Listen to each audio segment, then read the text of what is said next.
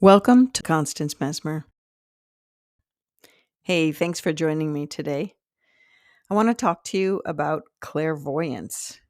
This is the ability of your inner sense to see visions, pictures, words, and stories unfolding. The intention of this segment is to help you learn how it works, but also how to practice some things so that you can enhance your own ability to see things clairvoyantly. I hope today's session will inspire you in a way that you can apply it directly to your own life. I'm really excited to share what I know. So one time I was working with my Buddhist monk spirit guide, and I asked him what his definition of clairvoyance was. And he said, it's seeing clearly what there is to be seen without the veils of illusion, need, fear, and expectation blocking the way. If you were to close your eyes right now, where does your attention shift? Do your eyes focus up, down, straight ahead, or deep inside? I just want you to note that. We might come back to it. When your eyes are open and you have a clairvoyance experience, you usually have your eyes are kind of in a relaxed state. It's not really super focused, it's more out of focus. And sometimes the experience occurs slightly as a peripheral vision. In other words, you have to look a tad bit off center to see things. And so I just wanted you to know those things before going into this next segment. And I want you to remember that the imagination is an organ of perception. And so in some of the lessons that I present to you today, I'm going to ask you to use your imagination to stir up an image. Psychic vision can occur in different ways. When a being that is coming from the spirit realm, whether it's a loved one that is crossed, an animal or a person that is crossed, or a spirit guide or an angel, they may appear in various vibratory planes. So you might see them a bit different. A dog might seem maybe clearer than a human. You might just get portions of the human. It's just, roll with however it appears to you and be okay with it. And oftentimes it can be fleeting, all right? But just you have to work hard to hold the energy of the psychic experience. As with all of this, that's why we're working and practicing to build your psychic muscle, if you will. If you have your eyes open, you might see them as solid beings and confuse them for people in our realm because sometimes they appear as if they coexist in our realm. Do you remember that story I told you when Stephanie and I were driving along? So was Stephanie and I. Oh my God. Driving along in college in my little Volkswagen Bug, middle of the night, had stayed out and studied a lot, cramming, and we're coming up to a stop light, but it was not, it was green. So we were, just moving along, no other cars around. And I swerved my car. And Stephanie was like, "What are you doing?" And I was like, "Didn't you see that guy?" And she said, "What guy?" And I was like, "Oh my God, I'm going crazy." It was because spirit was really appearing in the third dimension. Prior to that, when I was little, I would see them in my mind's eye. And, when I was really little, it was fun. And there was a whole family living in our closet, I swear. But at that particular time in college, I had pushed it so far away, I didn't want it to come back. And I especially didn't want it to come back in the physical. But there it was. The guy was I couldn't see through him. He was fully dense, fully physical, but he wasn't. He was not there. So your experience from person to person could be different. So I'm not going to say this is the, hard and fast rule. You just have to be open to what happens and be, open to the experience knowing that you're grounded and protected because you can always, throw light at them and ask your angels to come in if it's not someone you want to talk to. I have a friend who used to have Abraham Lincoln sit at the end of her bed to talk to her. So I would have loved to have been like, "Can you ask him all these questions? See how that goes?" But her bed would literally sink down, right? At the end of the bed. So let the experience be what it is. Typically, though, when your eyes are open and you see spirit, it's as if they're superimposed on the physical reality, kind of like seeing a reflection in a window while you're able to see through the window at the same time. So it's the same with spirit. Typically, when they show up, they seem to be between both worlds so that you can see through them. And it's as if you see them in your mind's eye while your eyes are open, which is why sometimes people close their eyes to maybe focus in better on them in the spirit world, or they can have their eyes open and see them, you know, moving around the room. Spirit can also appear to you not just in your realm, right? Where you see them in the room with you and everything, but they can come to you in their realm so that in your mind, you're looking at them in their realm. And sometimes that can happen if your eyes are closed, as if you're picturing a memory. All right. It can be so distant. And we're going to get into that more when I get into connecting specifically with loved ones on the other side. The difference between them coming to our realm and us as essentially traveling to their realm. Don't get caught up in the word travel. It just means we're projecting our soul, basically. Much like I will teach you how to, you know, deal with looking on the other side of the world, connecting with someone. Anyway, getting ahead of myself. Spirit can also show up, spirit as in humans, loved ones that have crossed or anything, can show up, as you know, and appear to you as light energy. This is our true form before they then turn and switch from light form to their human form that you knew them as. I gave this in a recent example of a story I told about the woman with the quilt. Remember, her mother showed up in as light form first, and then because I honored and acknowledged that it was her mother, she had the strength and ability to transform to the physical look that she carried in this incarnation. You can also use psychic sight to see the energy field that surrounds things, auric visions, you know, or the energy around people, plants, animals. So we see with our psychic vision, we see the visions, we can see them as pictures, images, symbols, stories unfolding. And these can either happen as subtle impressions within your mind's eye, or like I said before, you could do it with your eyes closed or eyes open.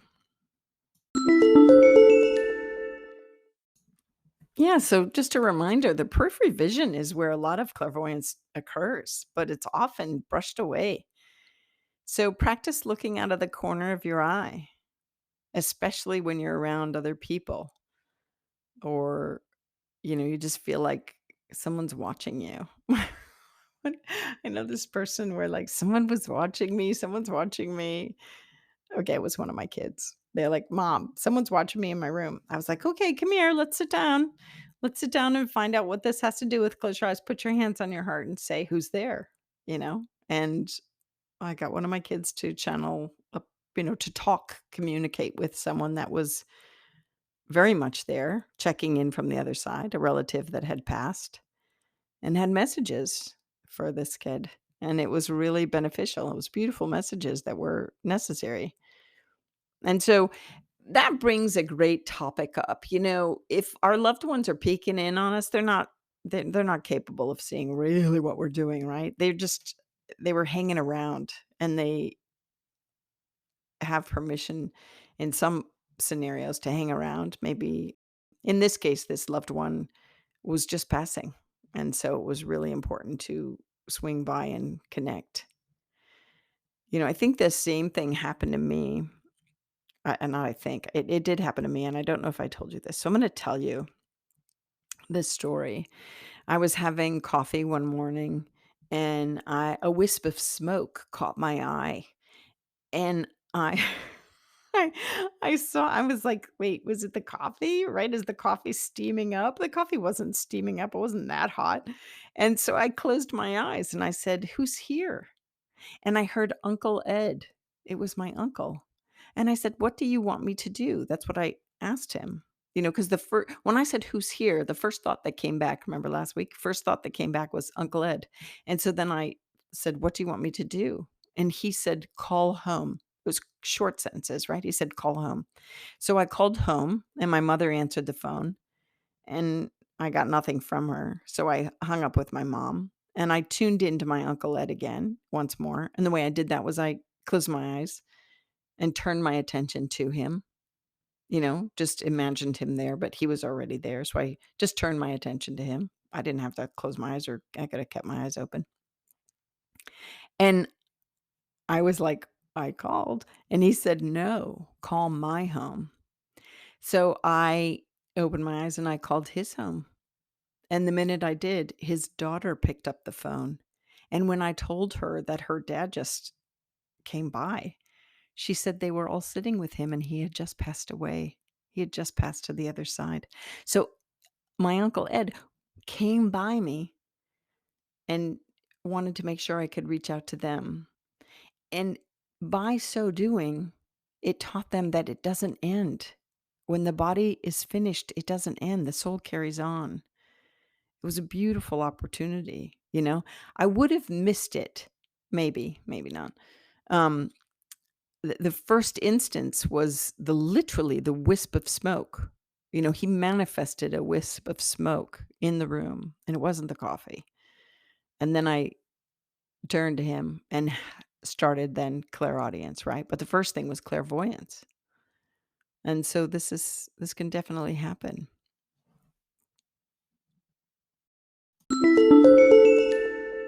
Hey, sorry for interrupting myself, but I just want to tell you about the book I wrote. It's called Some Dogs Talk, and it teaches animal communication among the pages of fiction. I think you're going to like it, and if you want a copy for yourself to learn how I do all that I do, click on the link below. Now, back to the show. So right now I want you to imagine, you can keep your eyes open or close your eyes. I want you to imagine your favorite meal in front of you. I want you to you could even clink the silverware if you use silverware, maybe use chopsticks or maybe use your hands. But I want you to really see the meal before you, your favorite food. Look at all the details, the colors, perhaps if there's vegetables, the veins in the vegetables or the formation of the food and everything. I want you to see it clearly. I want you to see your drink if you're going to drink something. I want you to imagine, sprinkling salt and pepper on it. The sound of the salt and pepper shaker going on the food. Listen, I rarely salt and pepper my food, but what the heck? Let's just do it. It's only for fun, right? So, you know how you seeing that? Close your eyes if you had your eyes open and just picture it in your mind's eye. Or picture a slice of pizza or a dessert, maybe a favorite treat or something. Picture it in your mind's eye. You see how that image is in front of you? That's how subtle psychic sight, clairvoyance can occur. It can be subtle, as if, it's not even there. Some people close their eyes and they're like, "I just see those sparkly dots." I'm like, "Yeah, no, no worries." You know, but with clairvoyance, it can come like a memory, if you really dive into a memory and can imagine, a favorite scene from your past and how that was. There's a part of your brain or a part of your mind that can see it on a subtle level, maybe not as full on as you'd like, as you see with your physical eyes, but you can definitely imagine, right? Do you remember, like, we did the making your morning favorite beverage? That was the same thing, or the flower petals in the heart. Same thing, working on your clairvoyance so that you can develop that psychic sight for yourself. Sometimes, in class, what I do, and you can do this too, is you can take a broom or a let's just say broom. Let's just stick with broom and put it up against a light colored wall and look at it and stare at it and look at it and look at it and look at it and just really, get the full image. And you can keep your eyes centered on a part of it so that you can take in the whole thing instead of sweeping your eyeballs up and down. It just look with, focus center or whatever. And then once you've got the image of the broom, close your eyes and then turn your head to another part of the room and then open your eyes and then picture the broom superimposed on that new scene. That is how it appears with spirit. It can seem superimposed, right?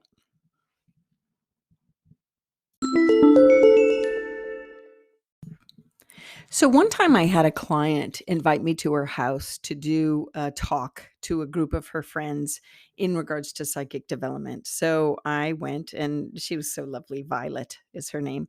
And she put out all these little treats for everybody to have, little snacks and everything. What a hostess. And I'm giving my talk to her collection of friends. They're standing too, some are sitting. And while I'm talking to them, I am tuning in to them. And I notice one gal is a total non-believer. She thinks I'm full of malarkey. And I was like, okay, that's not, this is going to be tricky. So while I'm talking out loud to them about psychic development, I'm also talking to spirit in my head, simultaneously saying, what do we do about her? Because she doesn't believe me. And spirit says, don't worry, we've got her. And I was like, wahoo, yay, thank you, thank you. And then I just kept going. Well, after a few minutes, I felt to my right a presence. Do you remember Claire sensation? So it felt like someone was standing next to me, and I turned to the right to look, and there was this man. He looked he looked a bit like Sherlock Holmes, right, with the hat and the suit, the old English British suit on. And so I was like, huh. And so I said to the crowd, I said, there's a man next to me. This is what he's wearing. But here's the deal. He didn't come with me. And so I'm going to ask him who he came with. And when I said that, and I asked him, who did you come with? Because I know you're not for me. He didn't show up to give me messages. He came up for someone in the group. A big arc of white light went from him up into this towards the ceiling of the room and came down on the non-believer. And I was like, he said he came with you. And now I'm pointing to her and she looks like, oh, brother. And I said, so let me describe him some more. I said, I think he's like an English teacher. And as soon as I said that, the man said, I study British literature. And I said, ooh, sorry. He says he studies British literature. Do you understand that? He said, that's his message. Does that make sense to you? And she was flabbergasted. She said, oh my gosh, I am heading off to England very soon to go study British literature. And I said, oh, fabulous, because he's going with you. This is your guide. I said, he's going to help you study, help you find the right books. This is all going to be fabulous. Well, needless to say, she was a believer from that point on. So, in that scenario, the image of the man was both symbolic and literal, not just one or the other. He was both. He was her spirit guide, and that's how he dresses, and that's what he's about. And it was also symbolic to the fact that she was going to be studying it herself. So this is often what can happen with clairvoyant images. They can mean a multitude of things. So you can either read the information of the image or you can relay the message of the image to the person that they come with, and then they can understand the message themselves clearly, right? But usually what I do is I engage both. A lot of times I will have the sitter, the person that's meant to receive the message, actually participate in it.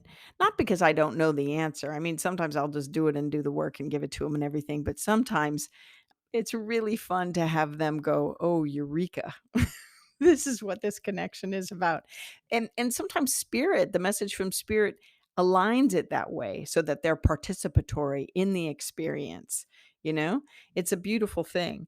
My Buddhist monk guide says when you're doing working with clairvoyant images and your soul awareness of clairvoyance, it's about patience and persistence. Really working these skills, I guess I wanna call them skills or this muscle, if you will, so that you can better enhance your own spiritual experience and also believe it, you know? You've got to be okay with what comes up. I'm giving you the fundamentals so that you can acknowledge and practice and work on the experiences that come to you and to realize that they're there. So I'm gonna now get into some more ways that you might be able to strengthen this ability. Okay, now we're gonna work on you seeing auras. How's that? Doesn't that sound fun? Okay.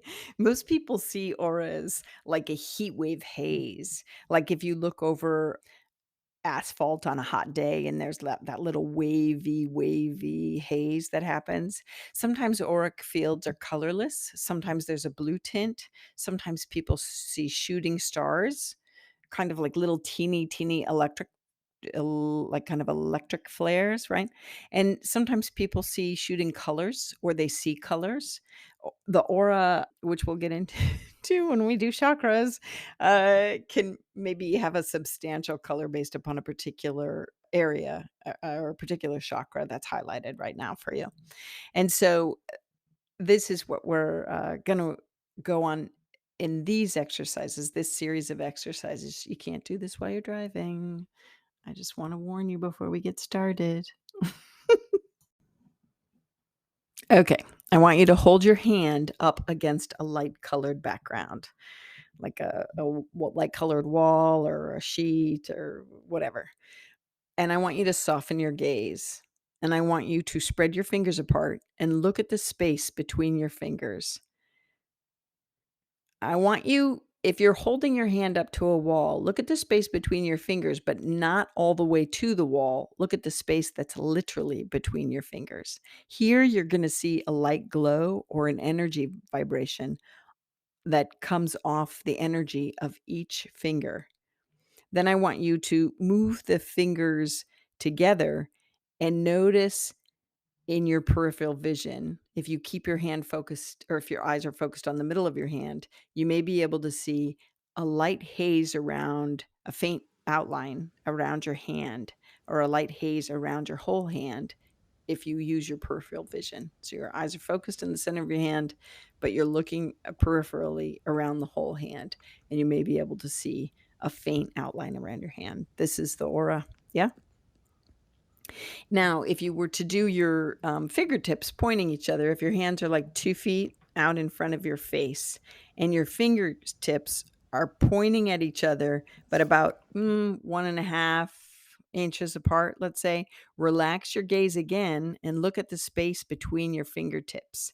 And then move your fingertips together and apart, and see how that adjusts. So you're bringing your fingertips and apart, together and apart, but you're looking at the space between the fingers, right?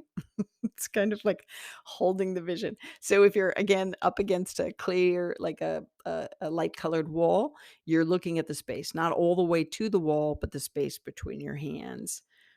You don't have to move it if it gets you dizzy or nauseous, but you should be able to see this glow around your hands, your auric field.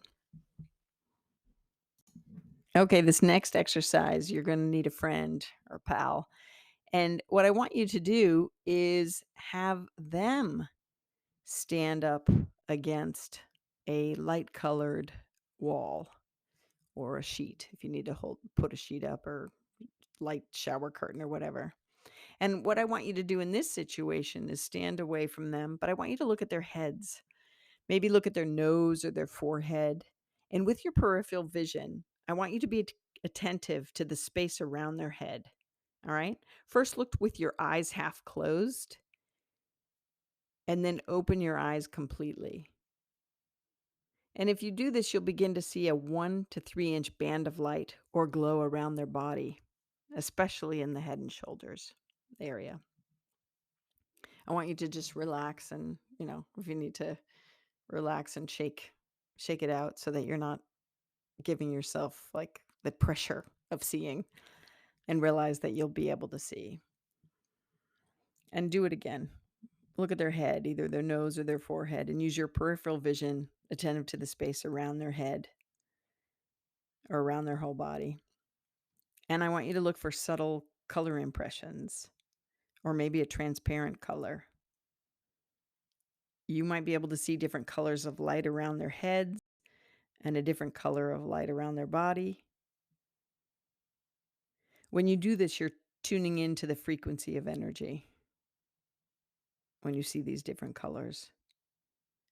And then I want you to notice, hold it for a while, but just focus your eyes midway on the body or the nose or the forehead, but you're using your peripheral vision to see the rest of it. Remember how I said you have to kind of look off center to see it? So now you're not really focusing on the light around their body. You're focusing in the middle of their body so that you can see the light around their body. And I want you to notice what you see. Do you see a haze? Do you see a color? Do you see patterns that flow or flash? What's the bandwidth? Is it a big volume of light that encompasses them? Is there an intensity of color? For some people, the auric phenomenon is fast and it doesn't stay. And it also can make your eyes really tired. So you don't want to do it for long periods.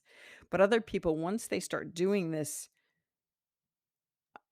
exercise up against a wall, they're able to just start looking in their day-to-day life when they're going around trees or plants or animals or people. They just go into that relaxed eye state and can start seeing. That's what I want you to develop. I remember the first time I learned this, remember I told you that story that I was really little and we went to that lock-in at that church. Wasn't even my church. I went to that lock-in with a friend and we did all kinds of things. We did seeing your aura was one of the things. When you look away, when you've got somebody against a light wall and then you look away, that's the after image, right? When there's a bright color contrast between the clothes and the wall, this will happen. I'm not looking for that, but I'm looking for having you to look at the auric field and work with this over time.